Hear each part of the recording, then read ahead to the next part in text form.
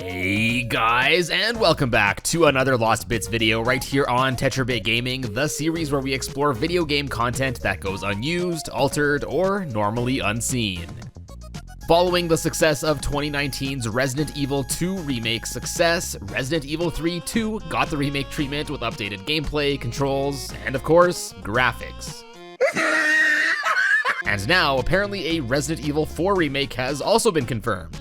Anyways, although I definitely like to cover this new remake down the line, for now, let's talk about the original Resident Evil 3 for the PS1.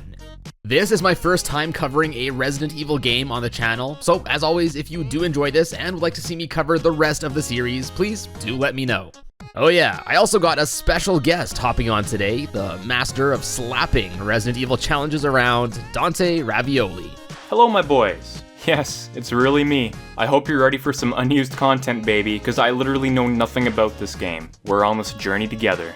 Anyways guys, time to dive back into Raccoon City to find some lost bits. Alright, so for starters, let's take a look at some things that were seen in previous builds of the game, but they were removed from the final release for one reason or another. Amongst smaller changes, such as Jill's picture being altered on the pause screen, there are also some more major changes, such as this beta version not yet having the dodging mechanic implemented. This pre-release version also had a puzzle segment that never made it into the final game. It was set in downtown and involved a fire hose and a chain. Basically, in short, there was a box with a fire hose in it, and taking it out would prevent you from progressing further, so you'd have to replace the fire hose here with the chain to proceed. Although this beta build of the game isn't publicly available, at least to my knowledge, some fans like Martin Biohazard here did mod part of the game to reconstruct at least the segment where the player would pick up the chain for this puzzle. The last major thing that didn't make it into the final release from this beta was an alternate opening sequence. This would have been a different slideshow featuring several STARS members, including Barry, Rebecca, Brad, Chris Redfield, and of course Jill arriving at the Raccoon City police station, some arguing with Chief Irons, Jill walking through a normal Raccoon City that would then transition to the decayed one, and then finally Jill sitting in her apartment in different artwork than the one seen in the final build. This scrapped artwork is really cool, and I feel like the transition between the normal and the destroyed Raccoon City was powerful, so I think it's a shame that it was scrapped. Now, moving on to the final retail release build of the game. Since we were just talking about the beta version, let's first talk about some of its items that can still be found left over and unused here. First are 3 coins, 1 bronze, 1 silver, and 1 gold, each of them featuring the face of some Nosferatu-looking fella. These are completely unused, and it's currently unknown what exactly they were intended for. Then next is the chain, again probably from the scrapped puzzle segment I mentioned before. There's also an unused broken fire hose, as well as what looks like a pipe fitting. These 2 items were likely originally meant to be combined to make the fire hose that's used to normally put out the fire in the alley here. I guess this extra step to combine these 2 was just deemed unnecessary. To further support this theory, also otherwise unused, the broken fire hose can actually be used with the fire hydrant here, and a placeholder, otherwise unseen, non-message text string will pop up, though nothing will happen. And this is pretty much the only instance one of these unused items can be used with something in the game. Next up is this Placeholder Gun Graphic, which is actually a leftover from Resident Evil 2, in which it too goes unused. Then, similar to the broken fire hose, there are unused items of a TV remote and some batteries. Now, although a TV remote is used in the sales office segment in the game, it never takes up an item slot. It is believed that this is the same remote though, and there would have been an additional step required in which the player would have to go and seek out these batteries to make it work. Furthermore, the remote and batteries can actually still be combined here to make the completed remote. So yeah, Bo2 plus Bo2 equals Bo2. Make sure to remember that for the test.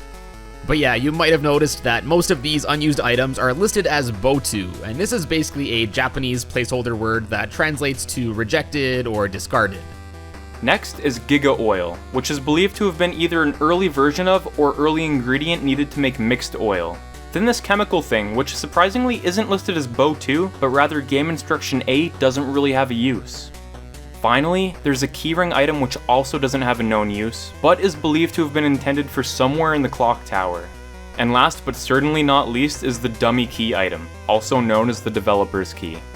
Unlike the other unused items, this one actually does have an attached description. Although in the English version the text is all sorts of messed up and is missing some characters, the Japanese version is complete. There, the description reads, "A dummy key to be used for development. It cannot be used in the main game. By Yamanouchi." The Yamanouchi here is likely Takaki Yamanouchi, the game's effect programmer. Now, despite having such an intriguing name, graphic, and description, unfortunately the dummy key has no real use in the game. And of course, this key shares the same image from the spade key from Resident Evil 2. Again, just a leftover from that. Whatever debugging or development function this key once had was scrubbed here, but that begs the question, why would the developers scrap all functionality but still keep the item in the game? Who knows? Moving on, while there are a few unused designs presented in the Resident Evil Archives book, there's one creature variant here for Resident Evil 3 that never made it past the concept art stage. Kinda makes me sad. The Yamaneko K, or Wildcat, as seen in this sketch here, was apparently intended to have appeared in the Raccoon Park section in the game, which instead is filled with Hunter Gamma creatures.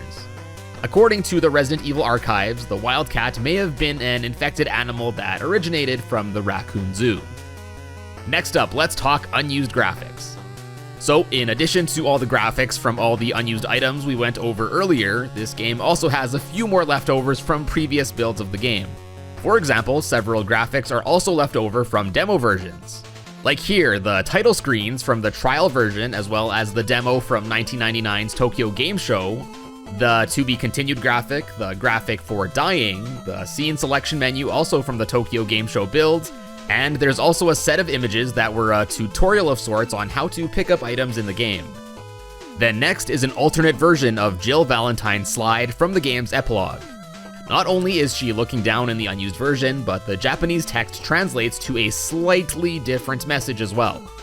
Here it translates to, "Jill Valentine went to Europe after the incident.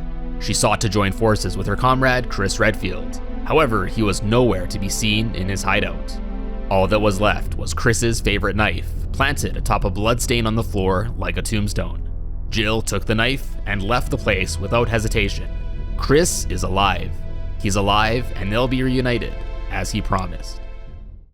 The message is essentially the same as the one seen in the final game, just worded slightly differently. And yes, this isn't just a localization change, the text is different in Japanese as well. Next up, we have unused alternate background graphics for the save room found in the parking garage where you normally need to find the power cable for the cable car. It appears much more disheveled as everything is knocked over. The typewriter and item box are also missing. Spooky. So maybe there was supposed to be an event that would have made the room look like this, like an earthquake or something. Interestingly enough though, it is actually possible to enter this unused version of this room if you use a walk through walls code to enter the room rather than doing so normally. Then lastly, for unused graphics, Jill's textures were also changed from the beta build. I'll quickly just show you a comparison here. And finally, but probably my favorite thing here, is that although normally inaccessible, you can actually play as Tofu in this game. Now, normally Tofu is an unlockable character that you can play as in Resident Evil 2. Yes, really, if you manage to unlock the 4th Survivor minigame and play through the Leon A and Claire B story 3 times each with an A ranking. Playing as Tofu even made it back in the 2019 remake of Resident Evil 2 as well. But yeah, Tofu's model made it over into Resident Evil 3, and via cheat code can actually still be playable. It's friggin' goofy, man. Now, whether Tofu was indeed planned to make another return as a secret character, or if this was just a leftover from Resident Evil 2 again, is unclear. But I'm kinda leaning towards the latter. Either way, can't go wrong playing a zombie game as a literal tower of tofu. And that will be it for this Resident Evil 3 Lost Bits video, guys, and I hope you enjoyed it. As always, if you did, be sure to drop a like down below and check out some more of my Lost Bits, like the one I made recently on Final Fantasy VII by clicking on the card right here. And of course, a special thank you to Dante for helping out with today's video. No problem, my dude. I'll share my love of Resident Evil wherever I can. Every week I upload a heartwarming, wacky gaming challenge where I usually verbally abuse a side character. So if you're into that, that's what I do. Thanks for having me, Tetra. Also, be sure to subscribe here for future videos, swing by my other social media things which are all linked down in the description below, and if you want to support the channel, check out my merch over at TetraBitGaming.com, or consider becoming the latest member of the Bit Club to get some nifty extra channel perks. Click on the join button below for more information. Anyways guys, thanks for tuning in, and I will see you in a bit.